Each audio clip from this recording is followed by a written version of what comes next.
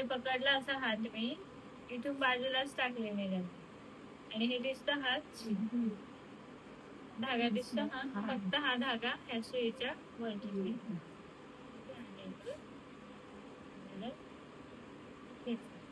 काय झालं तुमचे लॉक जसं हात शिलाईला लॉक करतो आपण सेम आहे फक्त आता हे काय खाली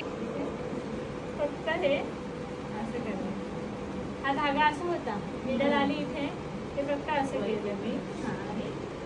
फक्त मिडल स्टेच टाकले आणि हा सोडला काय झालं इथे गाठ बसली तर तुम्ही डायरेक्ट असं काय कट करू शकता आणि दुसरीकडे जाऊ शकता हे फक्त हा मोठा धागा राहिल्यावरती करायचं आता समज तुमचा पूर्ण झाला कम्प्लीट एवढा धागा यूज करून झाला आता एवढा धागा राहिल्यावरती गाठ मारता येत नाही त्यावेळेस काय करायचं तुम्ही इथूनच कट कराल ना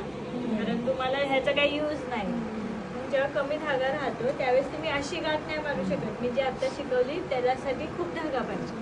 मग डायरेक्ट आता समज इथे निडल आहे ना तुमची निडल पासून इथे कट केला आणि आपण पिशवीला कशी गाठ मारतो तशी गाठ मारायची आणि मग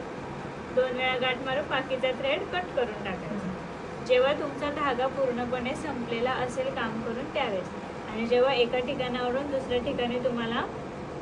भरपूर धाग्यामध्ये जाताय तुम्ही तर त्यावेळेस तुम्हाला तशी गाठ मारायची लक्षात राहील समजली ना गाठ त्याला मग कट टू कट करायचे ठीक आहे म्हणजे तुम्हाला नेक्स्ट जे तुम्ही